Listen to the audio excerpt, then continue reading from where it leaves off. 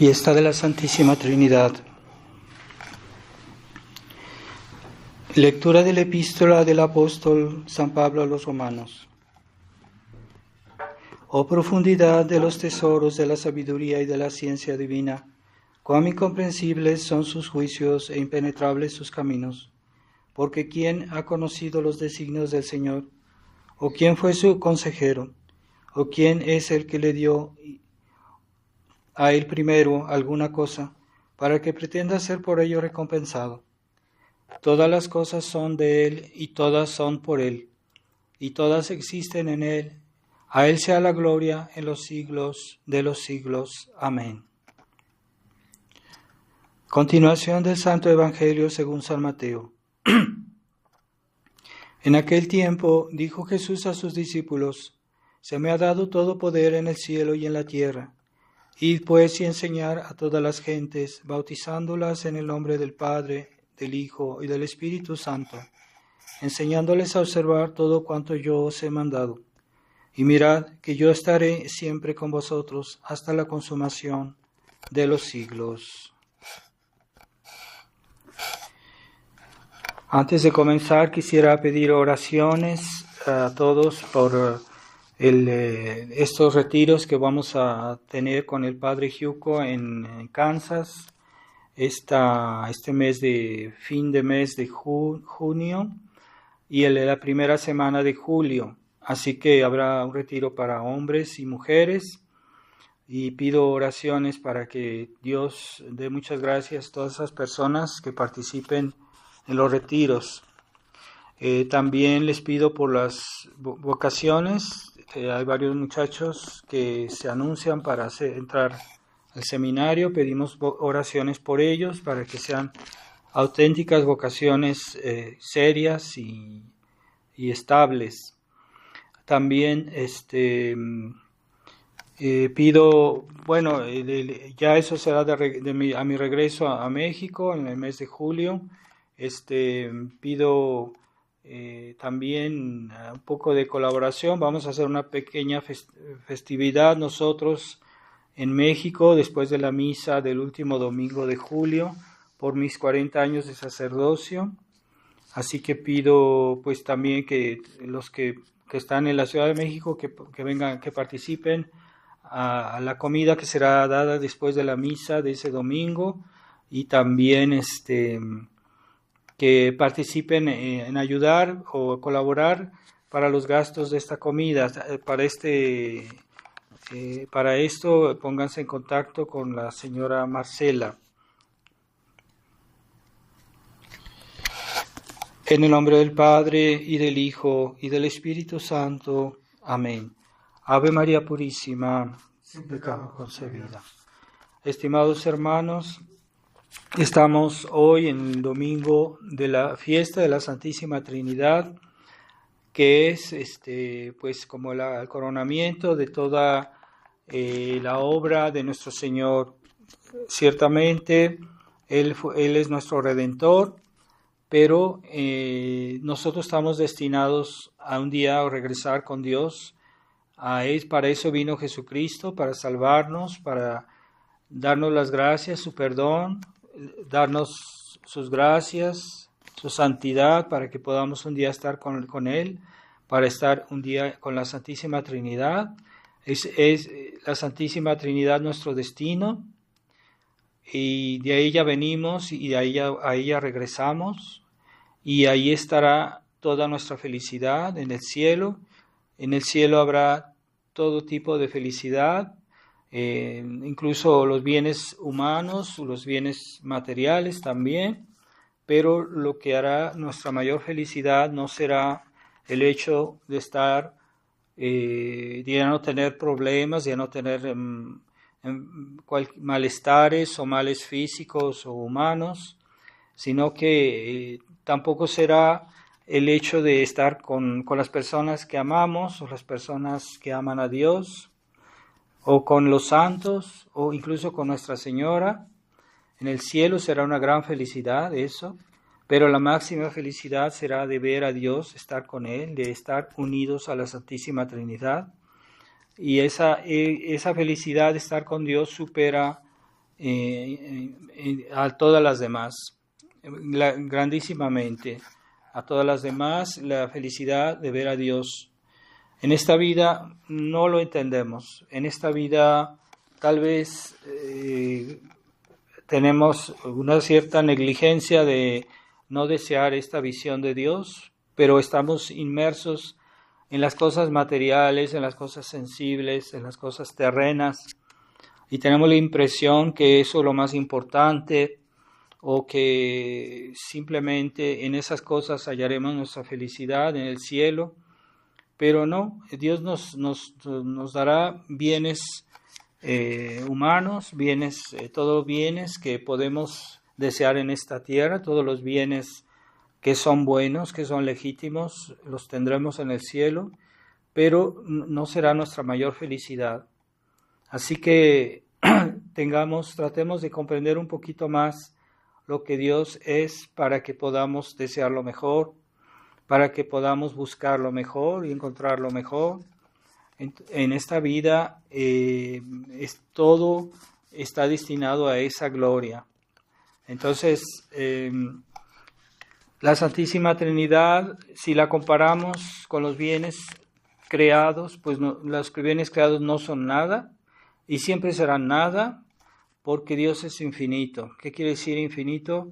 Infinitamente grande, infinitamente poderoso, infinitamente bueno, infinitamente hermoso, infinitamente todo, ¿verdad? Todas las cosas buenas en Dios se hallan en un grado infinito. Entonces, cuando vemos las criaturas, pues sí, tienen bienes que Dios les ha dado, que Dios les ha comunicado, pero no son infinitos, son limitados. Y esas cosas que Dios ha creado, pues a veces nos dejan en la admiración, incluso en la adoración a Dios. Es una adoración de reconocimiento, ¿verdad? Por todo lo que Él es, todo lo que ha hecho por nosotros. Debería dar esa reacción de agradecer a Dios y de adorarlo por su bondad, por lo que ha hecho por nosotros, lo que vemos que Él ha hecho por nosotros en esta vida, en esta tierra. Sí, eso es lo que vemos, y ya de por sí eso nos da un sentimiento muy grande de agradecimiento con Dios, de reconocimiento, de adoración, ¿verdad? Por todas las obras buenas que Él ha hecho en nuestra vida. Pero eso no es nada. O sea, lo que es Él no se puede comparar con las criaturas. Por eso en el cielo, como somos criaturas limitadas, no podemos entender quién es Dios, porque Él es infinito y nuestra mente, nuestra cabeza es limitada. Por lo que cabe, por ejemplo, en un vaso de agua, pues es una cierta cantidad de agua, pero no cabe más. Así en el cielo no podemos comprender totalmente a Dios, pero lo que cabe en nuestra mente sí, ¿verdad? Pero además tendremos toda la eternidad para seguir conociéndolo, para seguir disfrutando de Dios, ¿verdad? Siempre, porque Dios es infinito y estaremos con Él en la eternidad. Entonces, esa grandeza de Dios, pues no puede caber en nuestra mente, porque somos criaturas limitadas, pero podemos estar con Él en la eternidad, por siempre. Entonces, debemos siempre hacer esa diferencia, ¿verdad? Que hoy nos cuesta mucho. En esta vida tenemos la impresión que somos muy importantes, que las cosas, que la creación, o sea, el mundo, la humanidad, somos importantes. Pero si nos comparamos a Dios, no somos nada, porque Dios es infinito, sin fin. Y en todas las cosas buenas, Dios tiene un grado infinito de todo. Todas las perfecciones que podamos conocer, con tal que sean verdaderas perfecciones. Entonces Dios no puede hacer el mal, Dios no puede mentir. Entonces, en ese caso, en esas cosas Dios no puede, porque son cosas malas. Entonces, pero en las cosas buenas Dios es infinito.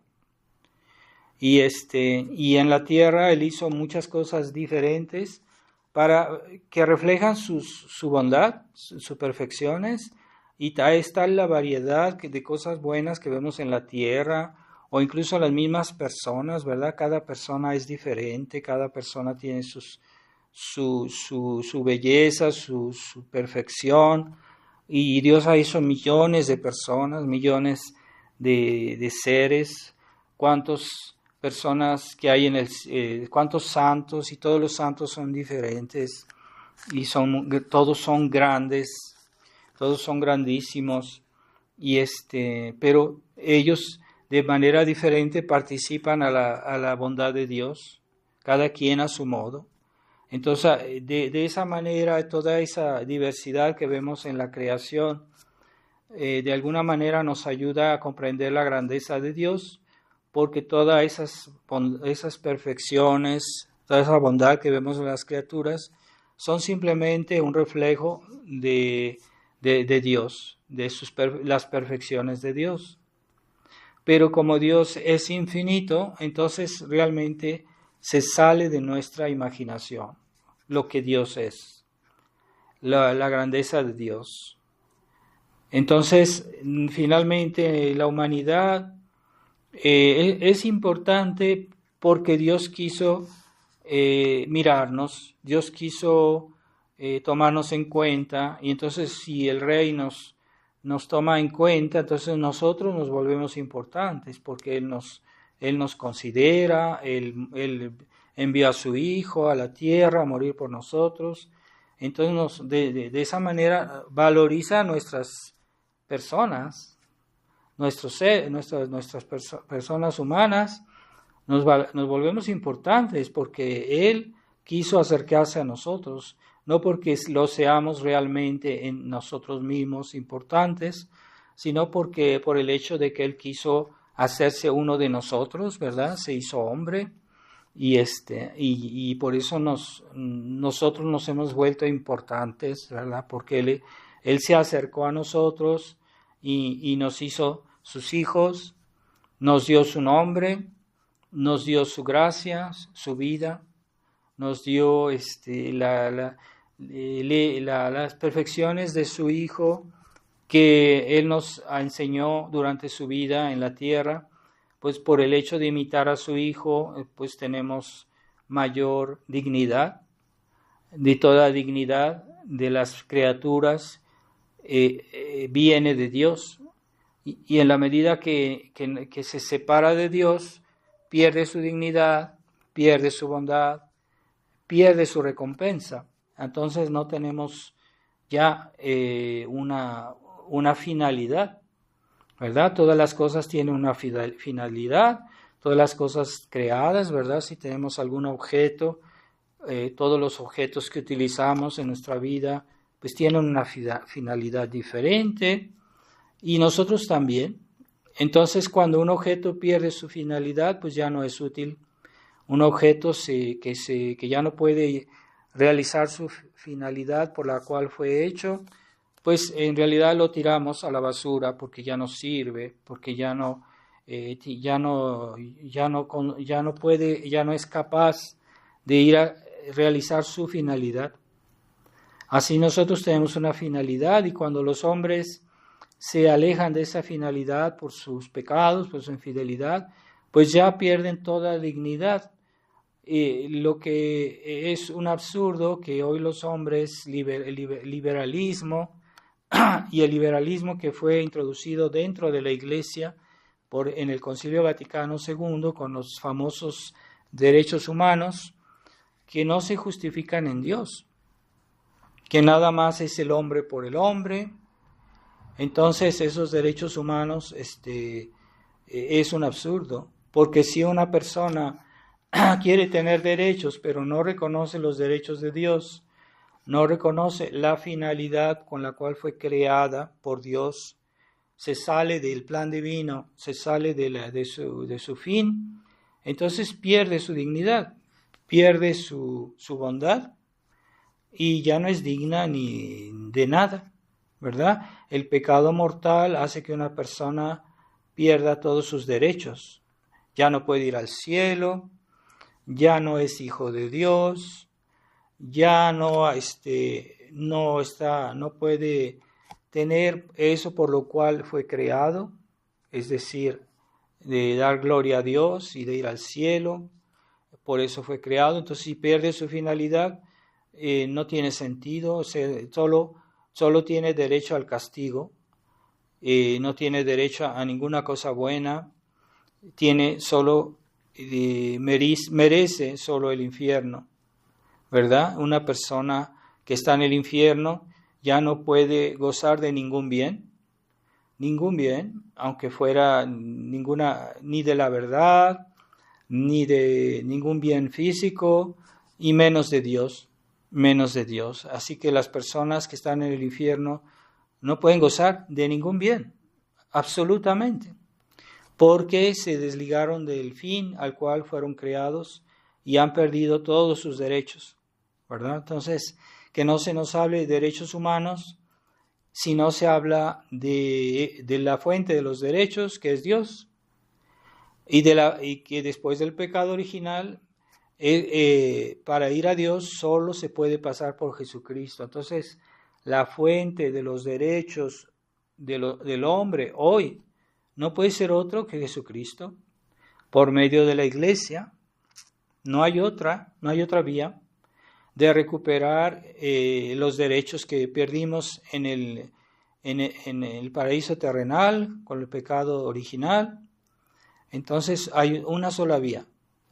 Entonces por eso la Iglesia nos insiste tanto que la devoción a Jesucristo, ¿verdad?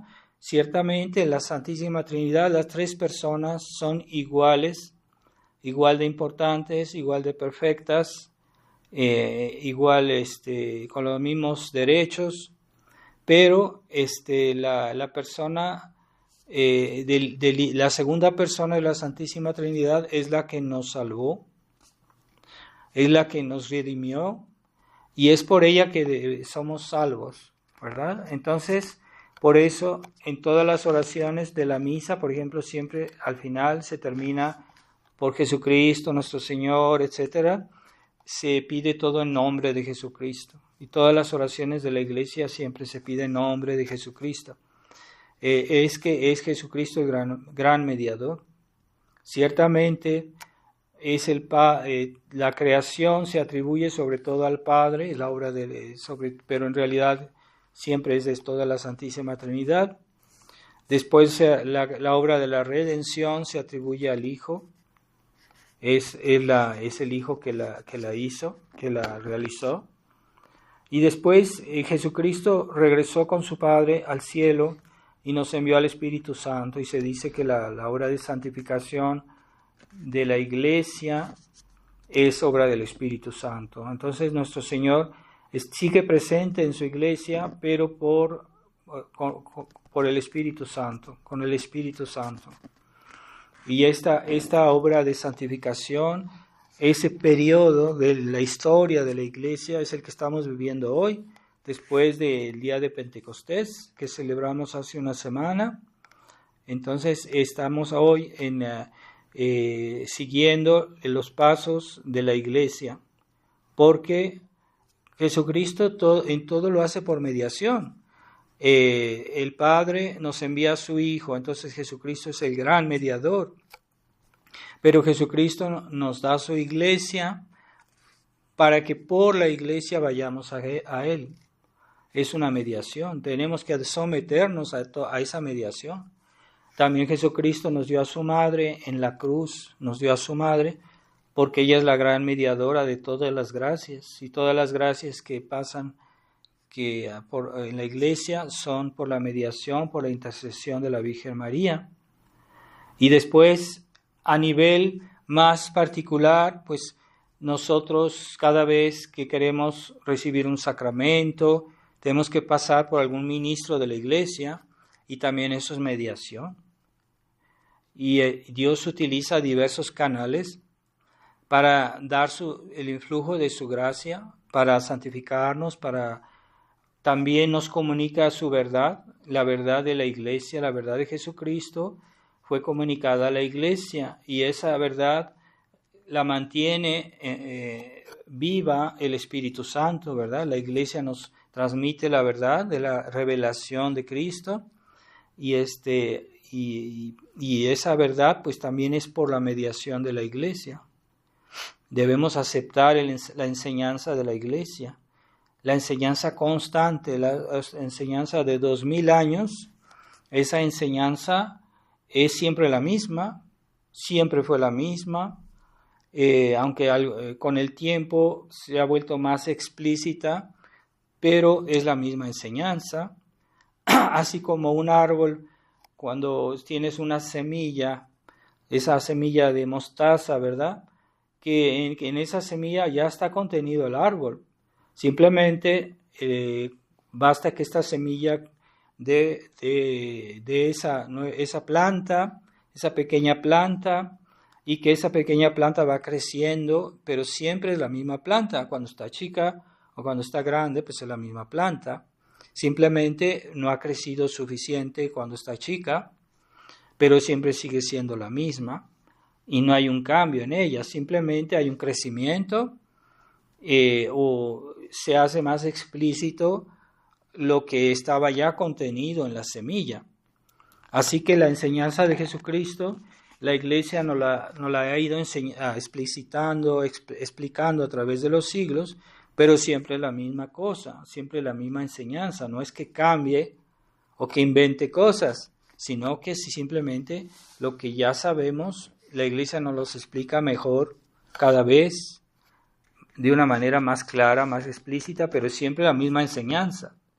Es el mismo árbol, es la misma planta. No hay que la planta se vuelve un árbol de mostaza, se vuelve un árbol de naranjas o de cualquier cosa, ¿no? Siempre la semilla era de mostaza. Y ya que creció, pues sigue siendo un árbol de mostaza, pero es el mismo ser, la misma cosa. Así que nosotros debemos ser fieles a la enseñanza de la Iglesia, que siempre fue la misma. Entonces, ese cambio que ha habido de doctrina en el Concilio Vaticano II, que se nos quiere hacer pasar una nueva doctrina, principalmente por ejemplo, la libertad religiosa, la negación del reino de Cristo. Negar el reino de Cristo pues es negar todo, finalmente. Entonces ya no se cree en el reino de Cristo, en el reinado social de Cristo, en la Iglesia modernista. Ya no se cree en que hay una sola Iglesia por la cual seremos salvos.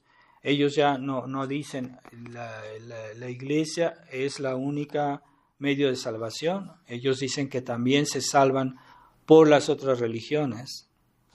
Entonces, el ecumenismo, la libertad religiosa van de la mano y ya no se quiere evangelizar, ya no se quiere predicar la doctrina de siempre y se está cambiando el concepto de que la salvación viene solo por la Iglesia Católica y que los que no se quieren convertir a la Iglesia Católica pues se condenan, se van a condenar. Entonces ya no se quiere enseñar esto. El Evangelio de hoy dice, nuestro Señor dice, id pues y enseñar a todas las gentes bautizándolas en el nombre del Padre y del Hijo y del Espíritu Santo. Quiere decir que el Padre, el Hijo y el Espíritu Santo están presentes en la Iglesia Católica. Y es la Iglesia Católica que da el bautismo. O algún ministro de la Iglesia Católica nos dio a nosotros cada uno, en nombre de la Iglesia, la gracia, el día del bautismo, en nombre de la Santísima Trinidad. Y en los que no aceptan esto, que no aceptan este mensaje de la Iglesia, pues se condenarán. Es lo que dice nuestro Señor, y de enseñar a todas las gentes, el que no crea se condenará. Entonces hoy ya eso lo han vuelto inválido. en la iglesia conciliar. Entonces hoy ya dicen, no, es que ya no hay que convertir, hay que simplemente vivir como hermanos, y entonces se está negando la mediación de la iglesia, y lo cual es una herejía, ¿verdad? Fuera de la iglesia no hay salvación, es un dogma de fe. Entonces, si yo niego la mediación de la iglesia, pues también estoy negando la mediación de Jesucristo. Y si yo estoy negando la mediación de Jesucristo, yo estoy negando el mandato del Padre que mandó a su Hijo a la tierra para salvarnos. Entonces, estoy separándome de todo eso que me hace digno del cielo, que me puede hacer digno del cielo. Entonces, no hay derechos fuera de la Santísima Trinidad, fuera del Creador de todas las cosas, no hay derechos. Entonces no hay derechos, los derechos humanos por sí mismos no valen nada, no pueden valer si estamos fuera del orden que la Santísima Trinidad quiso. Pero si estamos también fuera de la sumisión a Jesucristo, como dice también la Escritura, todo aquel que niegue que Jesucristo vino en carne en este mundo es el anticristo, es lo que dice la Escritura. Entonces aquellos que niegan a Jesucristo también se han cortado de la Santísima Trinidad. Y todos aquellos que nieguen la mediación de la Iglesia que nos conecta a Jesucristo, o incluso también la mediación de la Virgen María, también se cortan de Jesucristo, se separan. Entonces no hay otra vía, no hay otra vía de salvación. Y no hay derechos humanos que valgan por sí mismos, ¿verdad? Si hay, por ejemplo, yo puedo decir, bueno, yo tengo derechos porque yo vivo, porque yo soy católico, porque estoy bautizado, porque tengo la fe, pues sí, por eso mismo estás unido a Jesucristo, por medio de la iglesia. Pero una persona que no cree, que no está bautizado, que no quiere aceptar la gracia, la mediación de la iglesia, pues no puede tener derechos, los pierde en el mismo acto, los pierde. Entonces, los derechos humanos son una cosa absurda, son las fantasías del liberalismo, ¿verdad? El hombre por sí mismo, ¿verdad? Puede alcanzar su felicidad, puede ser digno de derecho por sí mismo. Ciertamente, como todavía estamos en el mundo y todavía estamos en camino para ir al cielo, entonces Dios da ciertos, a aquellos que no son cristianos, que no tienen la fe, les da, puesto que Jesucristo también murió por ellos, entonces les da la posibilidad de convertirse, de salvarse. Y a eso tienen derecho, no porque tengan un derecho en sí mismos, sino porque Jesucristo se los da para que se salven. Así que si un pagano viene y pide el bautismo, yo no puedo negárselo, porque Jesucristo murió por él. Entonces, en ese sentido, él tiene derecho, porque es la voluntad de Jesucristo. Entonces, él tiene derechos a hacer lo que Jesucristo le pidió que hiciera. En ese sentido, sí. Y por eso, todavía en esta vida, antes de la muerte, pues tenemos que tener un cierto respeto por las personas que, aunque no sean católicos, debemos tener un cierto respeto en la medida que ellos se pueden convertir, en la medida que ellos pueden reclamar sus derechos, pero no son derechos que vienen de ellos mismos, son derechos que Jesucristo les otorga de su propia voluntad, gratuitamente, sin ninguna obligación. Pero Él les dice, bueno, si quieren salvarse, vengan a mí, por medio de la iglesia. Están ahí, la iglesia está ahí, están ahí los medios, están ahí los sacramentos para que ustedes se salven. Entonces, Jesucristo les otorga esa posibilidad de salvarse, y en ese sentido, pues sí, tienen derechos de reclamar, por ejemplo, los sacramentos, ¿verdad? Reclamar a la iglesia la enseñanza de la fe, ¿verdad? Hay pastores que se creen casi como propietarios de la iglesia y casi no se sienten obligados de dar a las personas ignorantes e incluso a los mismos cristianos la enseñanza de que ellos necesitan. Y es un derecho, porque Jesucristo murió por ellos y esas personas pueden pedirlo, incluso exigirlo. ¿Por qué? Porque Jesucristo hizo todo eso para ellos y los hombres de iglesia están ahí, sí, son mediadores, pero tienen que ser mediadores, o sea, no pueden negarse. No pueden cerrar, como por decirlo así, la llave, ¿verdad? Como yo puedo abrir una llave para que salga agua, yo la puedo cerrar. O yo la puedo abrir a la mitad. Yo no puedo limitar las gracias que Dios quiere dar a las personas, ¿verdad? En la medida que eso es posible, ¿verdad? Y que hay que una persona que quiere salvar su alma y que reclama, por ejemplo, un sacramento que es necesario la salvación, pues yo no puedo negárselo. Pero existe el error, y que hoy también se difunde mucho en la fraternidad, San Pío X, que reducen la misión sacerdotal, la misión de los hombres de iglesia prácticamente a los sacramentos. Y eso es un error, porque la misión de los sacerdotes no es solo santificar, también es la misión de enseñar. Y son los tres poderes de Jesucristo que Jesucristo ha comunicado a los hombres de iglesia. Jesucristo es Rey, es el poder de mandar. Y ese poder de mandar lo tienen los sacerdotes. Los sacerdotes pueden mandar, pueden exigir, pueden castigar. ¿Por qué? Porque Jesucristo es Rey. Y ese poder Jesucristo se lo ha comunicado también a los sacerdotes. Tiene el poder de mandar.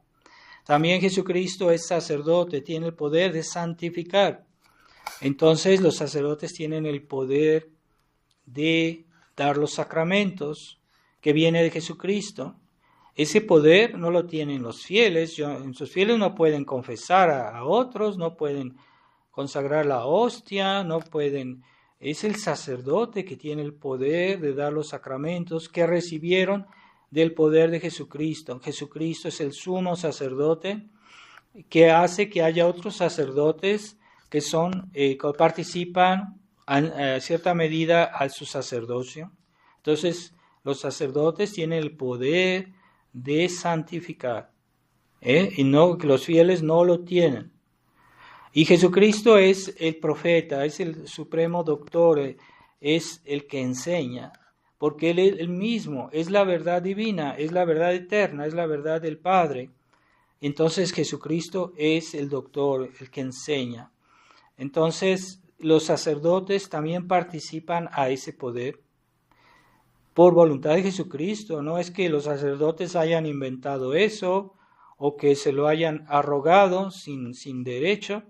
No, es la voluntad de Jesucristo y de enseñar a todas las gentes. Aquel que creyere se salvará, aquel que no creyere se condenará. Él dijo eso a los apóstoles, que son los primeros sacerdotes, los primeros obispos. Y el primer papa, que fue San Pedro, bueno, él delegó a la iglesia ese poder. Ese poder viene de Jesucristo. Los tres poderes de Jesucristo, Rey, sacerdote y profeta. Esos poderes que Jesucristo tiene en un grado sumo, pues Él los quiere participar a personas frágiles como nosotros, que somos hombres, que somos pecadores, que tenemos algún defecto, sí, claro, pero a pesar de eso Jesucristo quiso participar a los hombres de iglesia esos poderes. Y está el poder de enseñar, y ese poder hoy es muy olvidado. ¿Por qué? Porque yo no puedo recibir bien los sacramentos, yo no puedo obedecer a Cristo Rey si no conozco bien mi fe, si no conozco bien mis obligaciones, yo no puedo obedecerlo. Entonces necesito que alguien me enseñe eso, que alguien me explique, y es la iglesia que nos explica. para recibir bien los sacramentos necesito conocer bien mi fe, necesito la explicación de un ministro de la iglesia. Entonces, no es suficiente que yo reciba los sacramentos y para practicar, para recibirlos correctamente. Entonces, la misión de la iglesia de enseñar hoy ha sido tergiversada, ha sido deformada, ha sido disminuida, porque los sacerdotes enseñan a mitad las cosas y no quieren dar a los fieles toda la ciencia a la cual los fieles tienen necesidad y tienen derecho, e incluso los que no son católicos también tienen derecho a esa enseñanza o a esa predicación de la iglesia para poder convertirse. Entonces, si los pastores por pereza, por comodidad, por compromiso, por lo que fuera, no dicen todo, dicen una parte de la verdad, pero no dicen todo aquello que los fieles necesitan, sobre todo en los casos de, por ejemplo, cuando se difunde el error, es precisamente en ese momento que es más necesario enseñar la verdad contraria. Hay unos que creen que basta decir generalidades de la cuestión de la fe, pero no hablan precisamente de los errores que hoy se difunden en la iglesia. Pues precisamente es eso que hace que las almas se pierdan, que sean engañados, que pierdan su fe, porque hay un error que está difundiéndose, el modernismo, el liberalismo, los errores del Concilio Vaticano II, que son modernistas, y que, como dijo San Pío X, el modernismo es la suma de todos los errores. Quiere decir que esas almas están expuestas a toda una cantidad de errores y que necesitan orientación. Entonces hay fieles que a veces dicen, es que yo no entiendo esto, ¿qué debo hacer o qué no debo hacer? ¿A quién puedo frecuentar, a quién no debo frecuentar? ¿Qué es lo que debo evitar? ¿Cuáles son los peligros para mi alma? Y están ahí los ministros de la iglesia para eso. Y precisamente en esas cosas que son de actualidad y que son las que hoy nos conciernen y conciernen a las almas, y que eso es lo que hace que las almas estén en peligro, pues más que nunca es lo que hay que denunciar. Los errores de la época, del momento. Y hoy es de actualidad. Que el modernismo está por todos lados, que el liberalismo también, que el Vaticano II es modernista, y que están difundiendo los errores que la Iglesia condenó.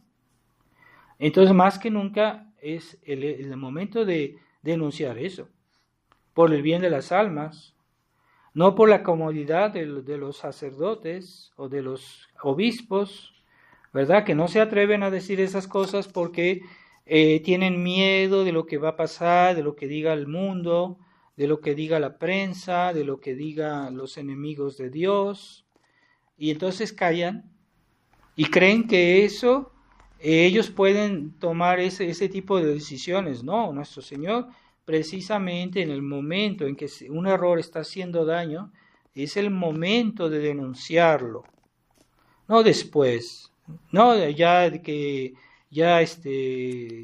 las almas han sido expuestas a ese error.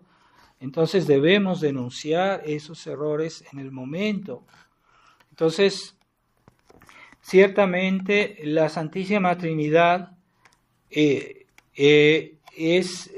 Dios, ¿verdad? Pero Dios ha decidido que sus vías para ayudarnos, para santificarnos, tengan mediadores, tengan caminos. Y para salvarnos debemos aceptar esos caminos. No hay otra vía, no hay otro camino, no hay otra posibilidad. Y el hecho que aceptemos ese orden de Dios es un acto de humildad. Y el hecho que nos dejemos aceptarlo es un acto de soberbia, ¿verdad? El protestantismo es un acto de soberbia porque no quiere aceptar a la Iglesia, que es la mediadora. Pero el error no puede solo afectar a los fieles, a veces también afecta a los hombres de iglesia. Entonces, si ellos no quieren hacer su misión, están también fallando. Y eso impide que las almas reciban el buen influjo de la Iglesia, lo que normalmente deberían recibir, no lo reciben, porque los obispos, los sacerdotes callan, o nomás dicen un aspecto, pero no ponen claro todo el peligro a los cuales los fieles están expuestos. Entonces, es necesario hablar a veces de lo que no va. Entonces, hay cosas que son a mitad, ¿verdad? Es el gran peligro hoy. Hay muchas cosas que son a mitad, que se hacen a mitad. Por ejemplo, las fraternidades que nacieron como una especie de trampa para neutralizar a la fraternidad San Pío X. Monseñor Lefebvre nos decía, cuidado, porque ellos tienen la misa tradicional, pero no quieren enseñar, no quieren denunciar el Concilio Vaticano II, los errores del Concilio Vaticano II. Y entonces, ¿qué pasa? Pues ellos mismos son peligrosos. Son peligrosos porque nada más se limitan a la misa y no quieren denunciar el modernismo, y así finalmente terminarán ellos mismos por aceptar la nueva misa. La Fraternidad San Pedro, cuando fue fundada, ellos exigieron que ellos no iban a decir la misa moderna, y Roma les dijo que sí, hasta firmaron con el cardenal Ratzinger, el padre Bisig, que fue el que fundó la Fraternidad San Pedro. Él firmó un documento con el cardenal Ratzinger, en el cual les dieron el derecho de que ellos iban a tener siempre nada más la misa tradicional. Y un tiempo después, yo no sé, poco tiempo después, unos meses, un año, no sé, el cardenal Ratzinger les dijo, no, ahora sí, ya pueden todos decir la nueva misa también. Entonces el padre Bisig, que estaba furioso, fue a ver al cardenal y le dijo, pero es que nosotros habíamos firmado un documento en el cual se nos daba ese derecho, que nada más íbamos a tener la misa tradicional. El cardenal le dijo, sí es cierto, pero la situación ha cambiado, así de fresco, así de simple. Entonces, ¿por qué? Porque el padre Bisig pensaba que solo con tener la misa todo estaría a salvo, pero no es suficiente la misa, hay que también tener la verdad de la fe y hay que renunciar el error. Y ellos empezaron a callar una parte de la verdad y por tener la misa es algo bueno, pero no es suficiente. Entonces, cuando los sacerdotes de la tradición hacen omisiones en cosas importantes como la doctrina, entonces hay que evitarlos. Monseñor Lefebvre decía a los fieles, no vayan a las misas de la Fraternidad San Pedro, porque no es solo la cuestión de la misa, ellos no quieren denunciar el Concilio Vaticano, no se atreven a criticar los errores del Vaticano II y están guardando silencio en eso, y ya poco a poco ellos se deslizan. Y ya ahorita en la Fraternidad San Pedro, pues cualquier sacerdote puede decir la nueva misa. Entonces ni siquiera eso les dejan conservarlo, y es una cuestión de tiempo. Es un procedimiento de Roma para poco a poco llevarlos a aceptar todo el concilio.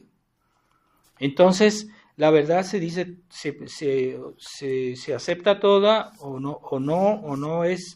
no se puede ser fiel a ella, tenemos que aceptar toda la verdad.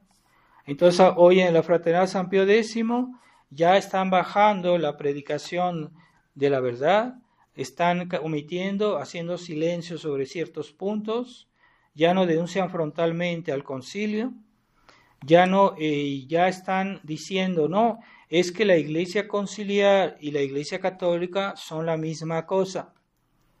Eso es un error, porque la Iglesia conciliar nunca existió antes, la Iglesia conciliar nunca existió. Eso comenzaron a hablar de la Iglesia conciliar a partir del Concilio Vaticano II, y ahora que ya está la Iglesia conciliar por todos lados, se comportan como si lo que pasó antes del concilio no pasó nada.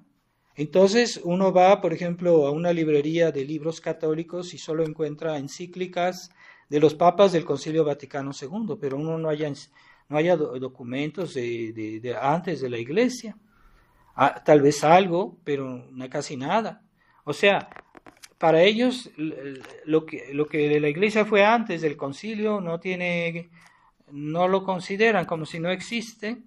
¿Qué quiere decir? Para ellos solo existe la Iglesia conciliar. Es una nueva creación, es una nueva Iglesia. Que no nos digan que son lo mismo, porque ellos mismos son intolerantes con lo que se enseñó antes, con lo que enseñó el sílabus, con lo que enseñó el Concilio de Trento, que contra el protestantismo, contra las ideas de Lutero, contra la cena protestante que hoy se promueve en la nueva misa, ¿verdad? Entonces ese silencio los está llevando a flaquear.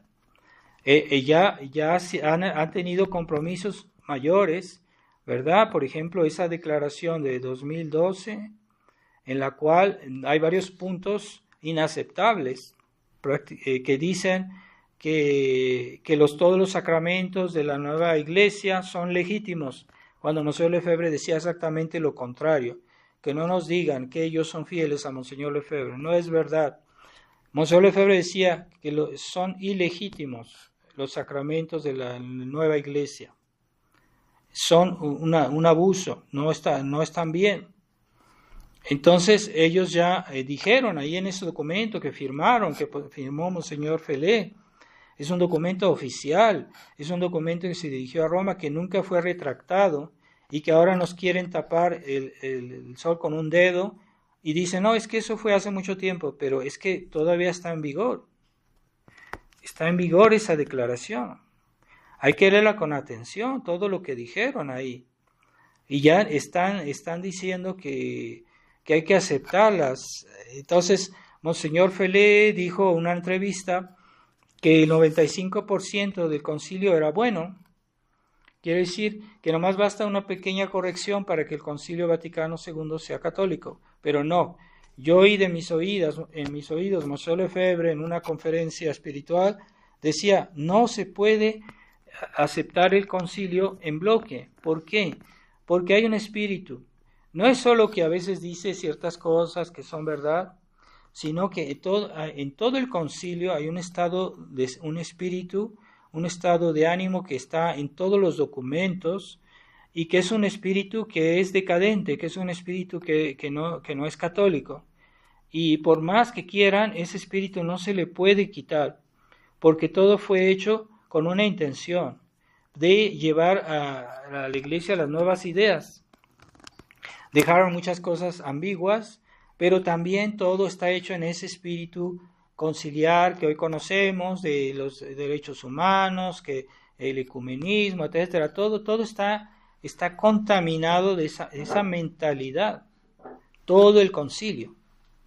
Por eso, Monseñor Lefebvre, verifíquenlo los superiores de la fraternidad, verifíquenlo los sacerdotes, verifíquenlo los fieles. En ningún momento Monseñor citó el concilio. En sus sermones, en sus conferencias, en sus escritos, nunca citó el concilio como un texto de referencia. ¿Por qué? Pues porque él no aceptaba el concilio y porque no se puede utilizar el concilio. Pero para allá van, en la fraternidad para allá van. Ya dicen, no, es que solo basta una pequeña corrección. Hay fieles de la fraternidad que andan diciendo eso porque son los sacerdotes que les enseñan eso. Entonces, ¿es verdad que han flaqueado doctrinalmente, sí o no? Pues sí, es evidente. Que investiguen los fieles ese documento del 2012 en el cual ellos prácticamente se someten a Roma. Ahí está. Es que no hemos firmado nada. Pues ese documento está firmado. Y lo que hace realmente un compromiso es el hecho de aceptar la doctrina. O sea, desde el punto de vista doctrinal, eso es el compromiso. Eso es lo principal. Porque la doctrina dirige todo. dirige los sacramentos, la doctrina dirige la obediencia, toda la doctrina es antes que todo. Entonces, ya en la fraternidad todo es una cuestión de liturgia, una cuestión de sacramentos, una cuestión de bonitas iglesias, y Dios sabe si han gastado dinero en construcciones para tener un aspecto puramente exterior, pero en la iglesia lo primero es la doctrina, lo primero es la fe, y la doctrina que no esté pervertida, y es a lo que están obligados los sacerdotes de vigilar, de que no se pervierta la doctrina, que no se deforme, y cuando meten el dedo en el engranaje, ya después no se puede uno revertir. Entonces metieron el dedo en el engranaje cuando se pusieron a colaborar con Roma, y poco a poquito ya están aceptando, ya aceptaron la disciplina conciliar, ya aceptaron el nuevo derecho canónico, es la nueva ley que fue reformada, que es simplemente la aplicación del Concilio Vaticano II. Ya aceptaron eso, porque la practican, la obedecen, se someten a las nuevas reglas que están inspiradas en el Concilio Vaticano II. Y que digan que no, pero se van a volver modernistas. Ya han aceptado muchas cosas modernistas, pero van en un proceso que no quieren reconocer toda la enseñanza de Monseñor Lefebvre. Y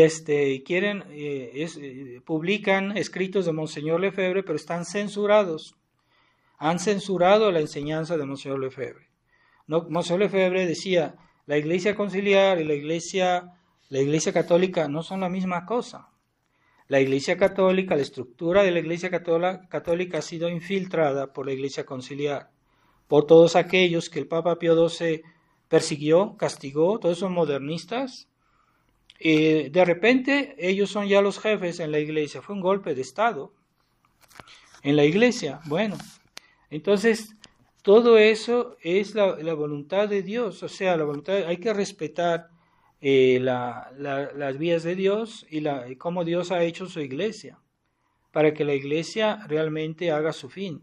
Pero la han querido distorsionar, y es por eso que la Santísima Trinidad hoy pues prácticamente no nos puede hacer ningún bien. Está limitada porque los canales que la Santísima Trinidad quiso, pues ya los han vuelto ineficaces, ¿verdad? Hasta porque hay una corrupción no a nivel solo del pueblo, sino también de los pastores, ¿verdad? Ese silencio sobre ciertos puntos que hoy son realmente urgentes, de actualidad, pues no pueden los pastores quedarse callados, ¿verdad?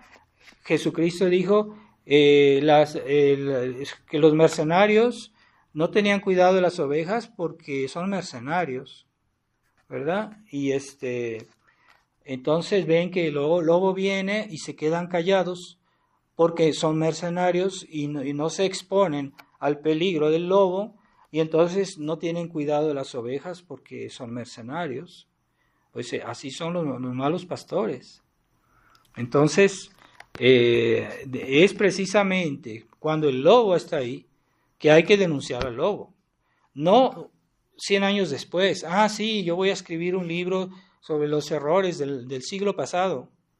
Sí, pero hoy es donde es lo que hace bien a las almas, que hoy denuncie los errores de hoy, los peligros de hoy, los males de hoy.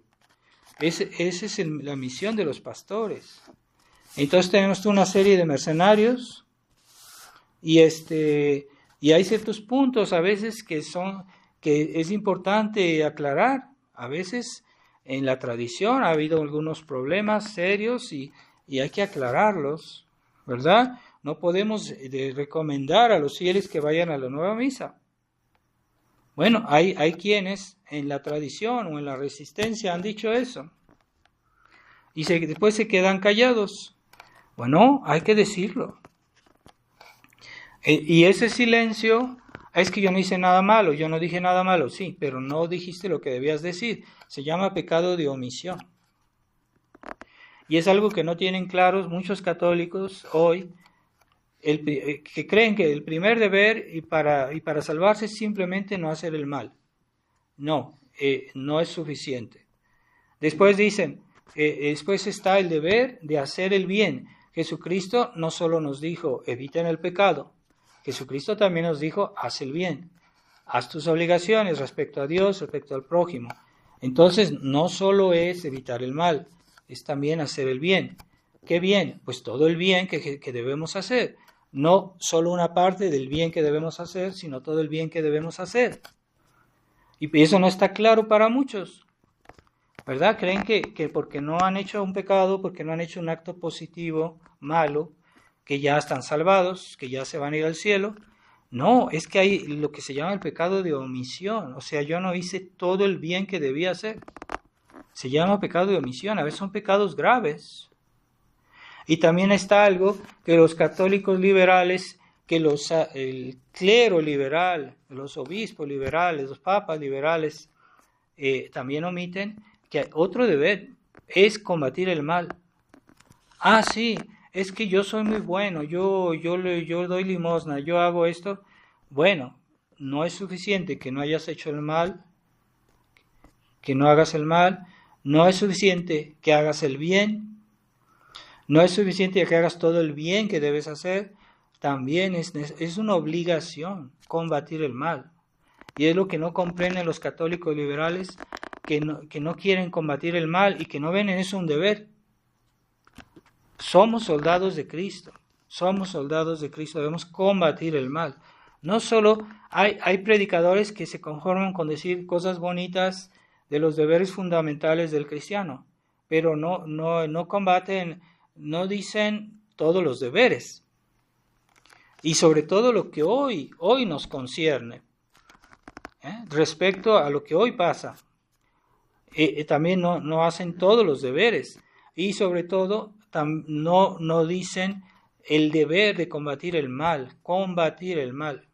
Eso es lo que no entienden y no quieren entender los católicos liberales, que también es un deber luchar contra el mal. En un aspecto, o de vez en cuando, no, en todos sus aspectos, en la medida de nuestras posibilidades, claro. Si yo no puedo hacer algo, pues no lo puedo hacer. Pero en la medida que puedo, yo debo combatir el mal. No solo en mi vida personal, ¿verdad? Cuando yo combato mis vicios, mis problemas, mis defectos, no, también en la vida familiar, combatir el mal. Hay padres que nunca le dicen a sus hijos, eso no lo hagas porque es pecado. No vayas a tal lugar, no llegues a tal hora, no vayas solo con mujeres. No se atreven a decirlo. No combaten el mal en su familia. Y también hay combate del mal a nivel social, a nivel de la sociedad. Y después hay un combate del mal a nivel religioso, denunciando los errores de la época, los errores modernistas, los errores del Concilio Vaticano II. Si yo no combato ese error, estoy fallando, estoy faltando a mis deberes, porque también Jesucristo quiso que combatiéramos el error.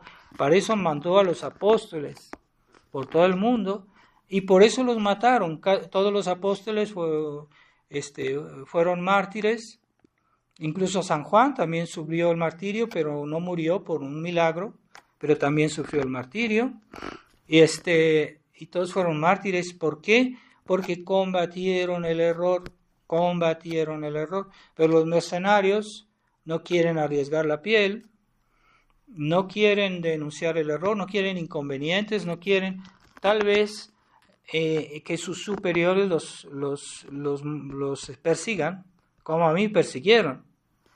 Cuando yo estaba en la fraternidad me venían a decir que yo no hablara de esos temas, como si estuviera haciendo un pecado, como si estuviera haciendo un daño, cuando en realidad yo estaba haciendo incluso menos de lo que Monseñor Lefebvre hacía en sus sermones. Él denunciaba siempre el error, siempre combatía el mal.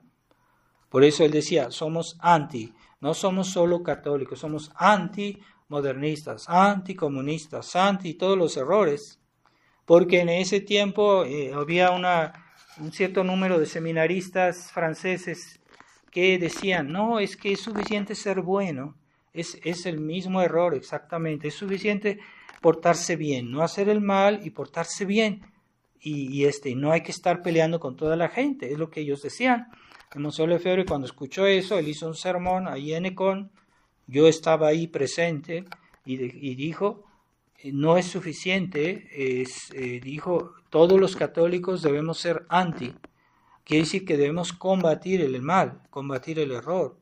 No basta no hacer el mal, no basta hacer el bien, también hay que combatir el mal.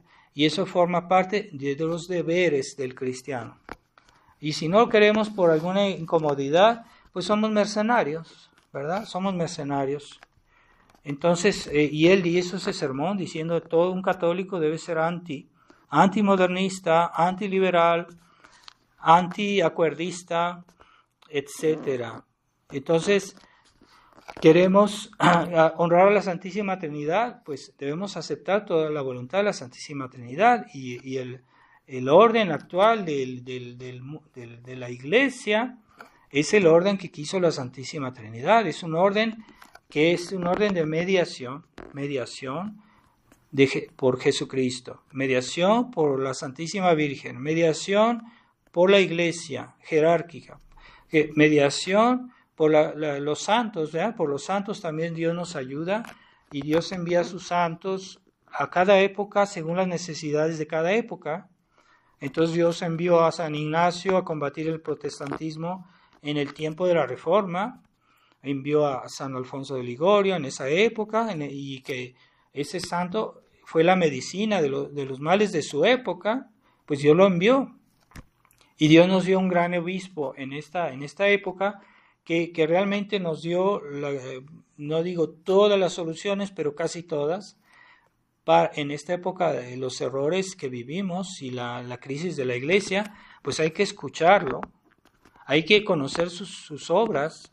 Pero bueno, en la Fraternidad San Pío X dice que sus obras, pero están censuradas, y esas obras hablan de cosas espirituales, o sea, que es lo mismo así, no hacer el mal y hacer el bien, pero no hablan del combate del mal, y Monseñor Lefebvre siempre fue combativo del error, los errores actuales.